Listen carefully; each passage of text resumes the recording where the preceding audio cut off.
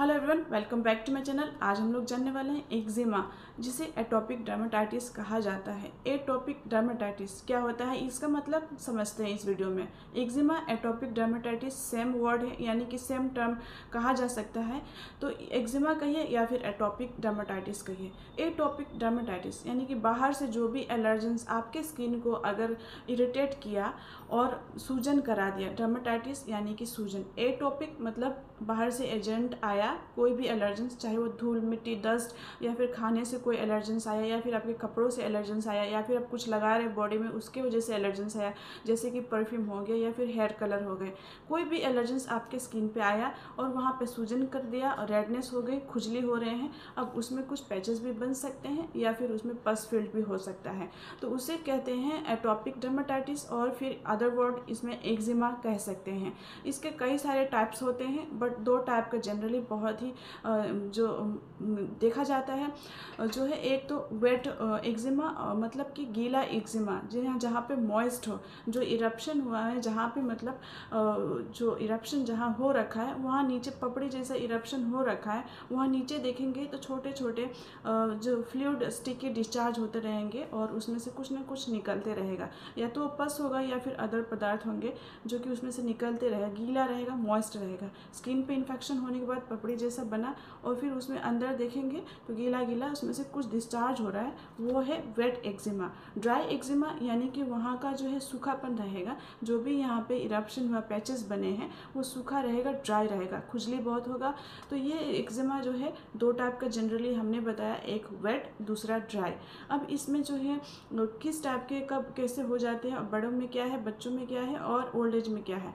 तो जनरली ये एक्जिमा जो होते हैं बच्चों में देखने को मिलते हैं, इन्फेंट्स में, जो नए बच्चे होते हैं, न्यूबॉर्न बेबी होते हैं, तो लगभग 6 से 7 महीने में या फिर 8 महीने में देखने को मिलते हैं। बच्चों में जनरली फेस पे होते हैं एक्जिमा और स्कल्प में हो जाते हैं। जैसे बच्चे थोड़े बड़े हो जाते हैं, चिल्ड्रन एज में आते हैं, तब उनके फ्लैक्सर एरिया में होते हैं, जहाँ जहाँ पे उनके फ्लैक्सर एरिया है वहाँ वहाँ पे उनको हो जाते हैं। बड़ों में कहीं पे भी हो सकते हैं, लेकिन बच्चों में ये एक्जिमा जो है अस्थमेटिक हो जाता है, यानी कि अस्थमा भी हो सकते हैं आगे चल के बच्चों में अगर हुआ तो इस तरीके से हम लोग कुछ इसमें जाने, बच्चे बड़े और बूढ़ों में जो है कैसे कैसे एक्जिमा हो जाते हैं।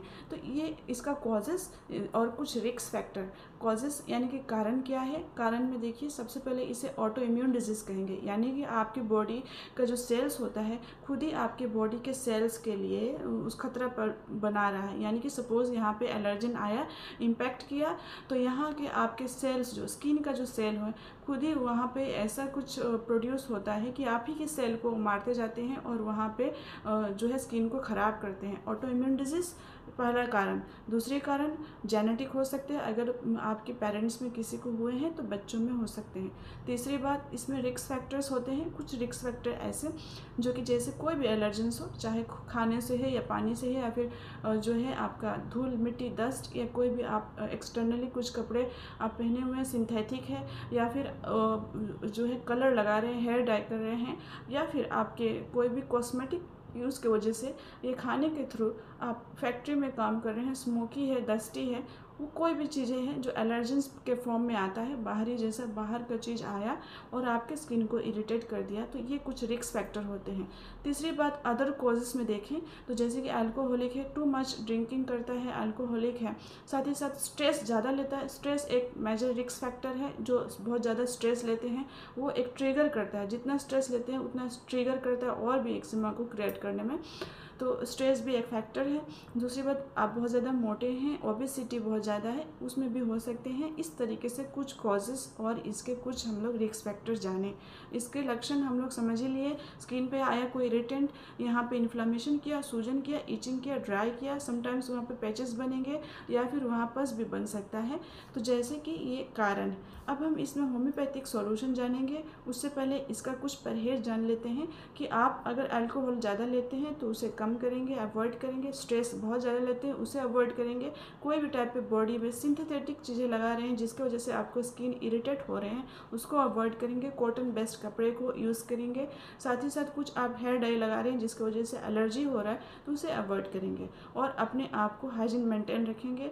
और ऐसा सोप अप्लाई ना करें जो बहुत ही ज़्यादा पीएच में एसिडिक हो या बेसिक हो, मतलब टू मच एसिडिक सब्सटेंस को नहीं लगाएंगे और टू मच बेसिक सब्सटेंस को नहीं लगाएंगे। तो इस तरीके से हम लोग इसके कंजर्वेटिव ट्रीटमेंट देख लिए।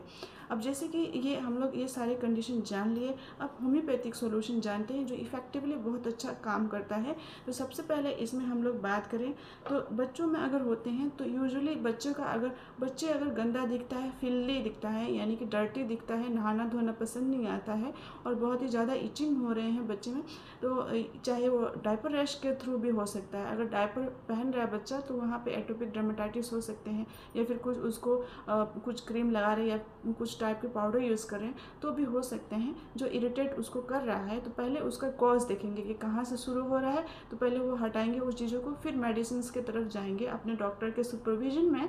तो सल्फ़र जो है इफेक्टिवली बहुत अच्छा वर्क करता है। 30 पोटेंसी से स्टार्ट करेंगे, जिसमें कि बच्चे को बहुत ही ज़्यादा गंदा दिखता है, फिल्दी दिखता है, स्किन उसका बहुत ही अनहेल्दी दिखता है, नहाना धोना पसंद नहीं, रात में एग्रावेशन बहुत ज़्यादा होता है, इचिंग की बहुत ज़्यादा खुजली की समस्या होते हैं, तो बहुत ही ज़्यादा इफेक्टिव है सल्फ़र। तो इसके आपके डॉक्टर बताएंगे डोजेस कैसे लेने हैं, इफेक्टिवली अच्छा रिजल्ट देता है।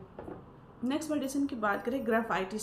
जैसे कि मैं बताई ग्राफाइटिस जो होता है पपड़ी ऊपर हुआ है, पपड़ी ऊपर होने के साथ साथ नीचे देखेंगे अंदर तो वहाँ से कुछ स्टिकी डिस्चार्ज होगा। जैसे कि जो हनी होता है, शहद होता है, वो कैसे छोटा छोटा स्टिकी डिस्चार्ज, मतलब हनी कैसा दिखता है जैसे स्टिकी टाइप का दिखता है, और वैसे ही ये ग्राफाइटिस का काम बहुत अच्छा है। जहाँ पे आप देखेंगे वीपिंग एक्जिमा अगर कहें तो यानी कि जो मतलब पपड़ी जैसा जमा है उसके नीचे देखेंगे तो गीला गीला स्टिकी शहद जैसा डिस्चार्ज हो रहा है, तो इफेक्टिवली बहुत अच्छा काम करता है। स्किन इसका थिक रहता है, मोटा थिक स्किन हो जाएगा, इचिंग होगा, बहुत ही इफेक्टिवली रिजल्ट देते हैं। ये भी आपके डॉक्टर के सुपरविजन में लेना है, बहुत अच्छे रिजल्ट्स मिलते हैं।